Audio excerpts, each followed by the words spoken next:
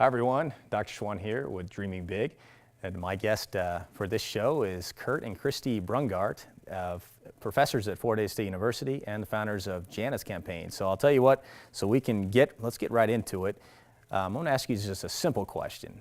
Just share a little bit about yourself if you don't mind. So I teach in the Department of Leadership Studies here at Fort Hays State. I have done that for, I'm about to finish up my 16th year. I also created several years ago the Women's Leadership Project at Fort Hays State, so I direct the Women's Leadership Project. And we also co-founded Janas Campaign. I've been teaching and involved in administrative work at Fort Hays State for 31 years. Oh, wow. Yeah, I feel that too. I also was the developer of the Department of Leadership Studies many years ago, and have been teaching that department now ever since, and really enjoy that. I'm also the director of the Center for Civic Leadership at Fort Hays State. And then I also, along with Christie, founded Janas Campaign in honor of our daughter who has lost her life at the result of domestic violence.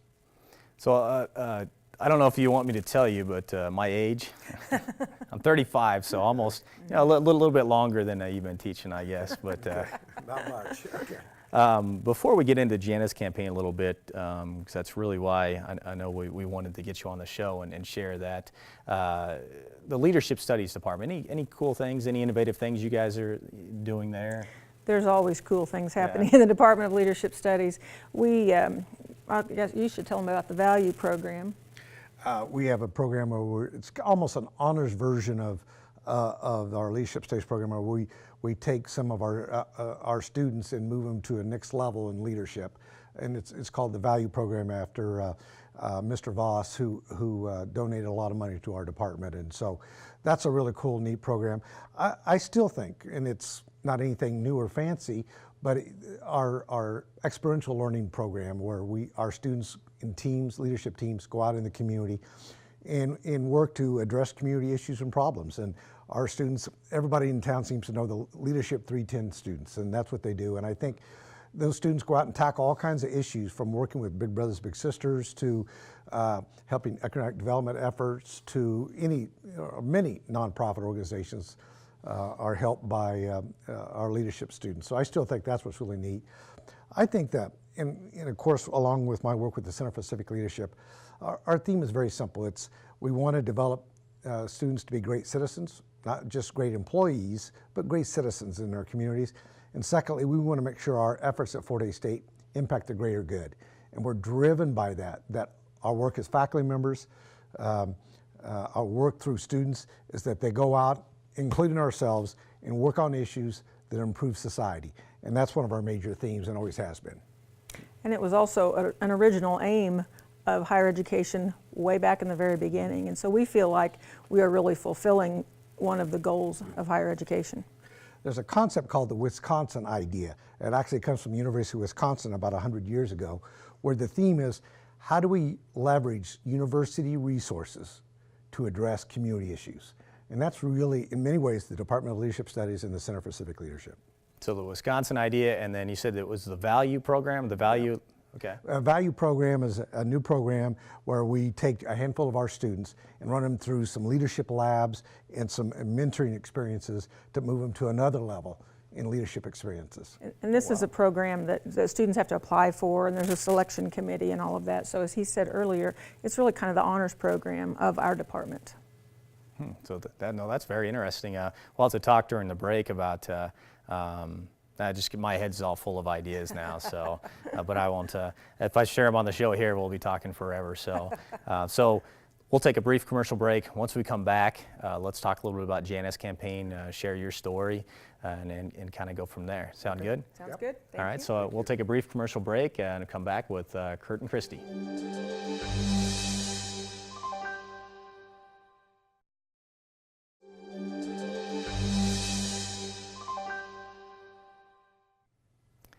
Welcome back to Dreaming Big. I'm back here with Curt and Christie. So we talked a little bit before the break about Janas Campaign, just kind of introduced the fact that you founded Janas Campaign. Now let's talk a little bit about that and maybe share some of the stories with that, if you don't mind.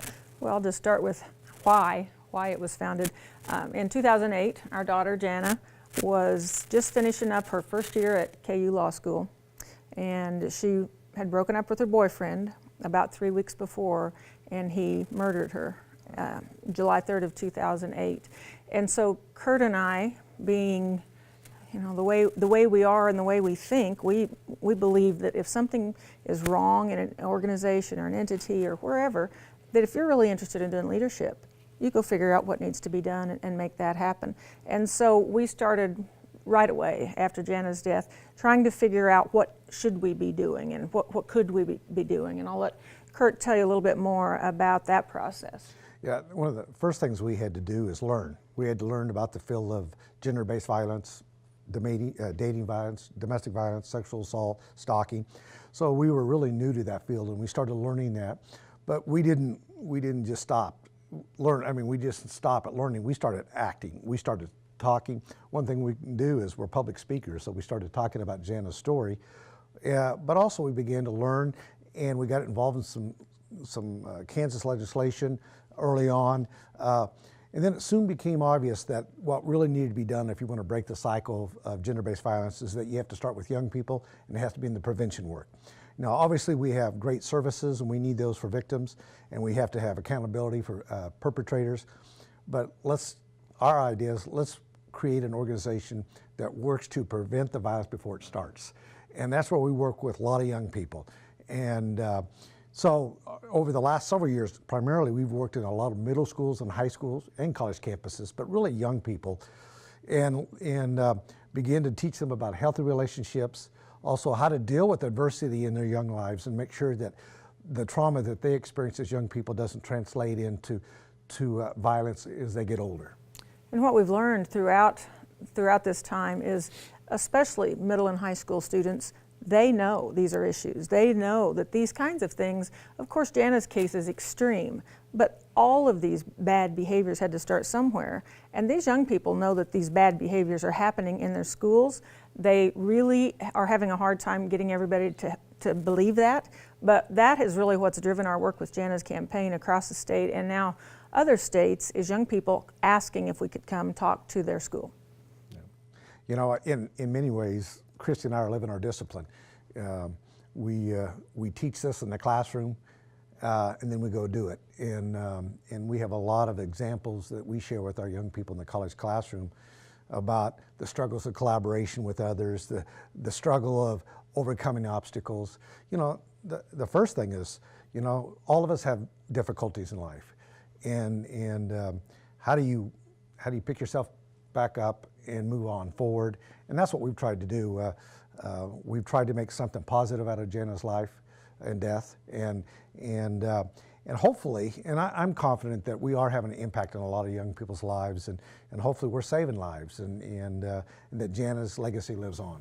And we've been so fortunate that Fort Hays State University recognized the value in what we started doing then, and to this day they are so supportive of us going out and doing this work. You know, we feel like we're putting the theory into practice. You know, we're getting out of the classroom and going into the streets, and we are doing that. And we talk about Fort Hays State University everywhere we go, but the administrators at Fort Hays have just been amazing to allow us to have any time to go do that sort of thing. And so Fort Hays State has been a big reason we've been able to do so much.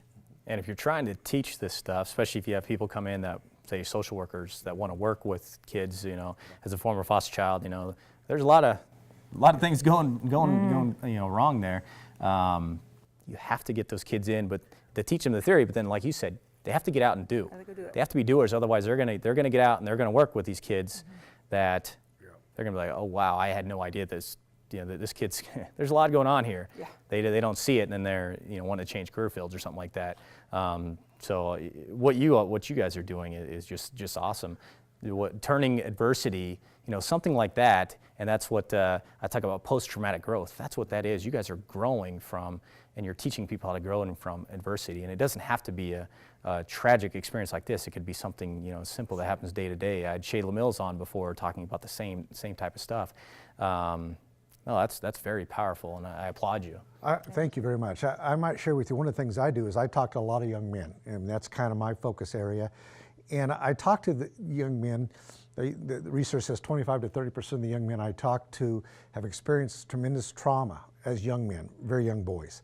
And I talk about that with them, and I talk about how some of those young boys end up being men who are violent. And we talk about, that it's not your fault that early on trauma, but it is your responsibility how you deal with that, and talk about the difficulties it is to move beyond trauma as a young person, especially kids in foster care oftentimes are experienced trauma as young people, and how to get help, the importance of getting help, and the importance of not replicating what you saw when you were a young person is critical to reducing gender-based violence, absolutely critical.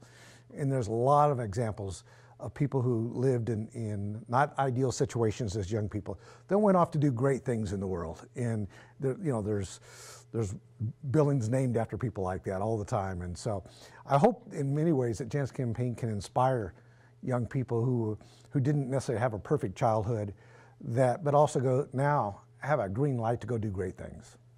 And I think that, I've been in the audience when Curt has talked to young men, and it has been amazing to me after Curt talks about all these things that young men will come up to him. These are middle school, high school age kids, sometimes college students, but they'll come up to him and say, I'm on my way to being one of those people. What can I do? How can you help me? I don't want to do that. And so I think just having these conversations with young people is the most important thing that we are doing. Yeah, for sure. I can't imagine. I've lost track of how many times students have come up to me after we do a presentation and say, wow, thanks for coming. I didn't even know we could talk about this.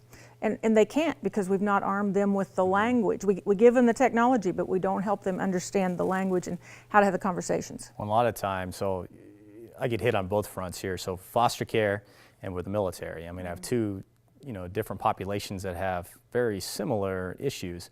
And there's a stigma to talking about, especially in the military, and that's what we're trying to break now. The stigma to, if you bring it up, or what are people going to think, or are you going to get kicked out of the military? And it's still a stigma that'll probably be there for a long time. And I like to think if PTSD gets thrown all the time, post-traumatic stress disorder, and that's why I like to talk about post-traumatic growth. Let's not talk about disorder. Let's talk about growing from it.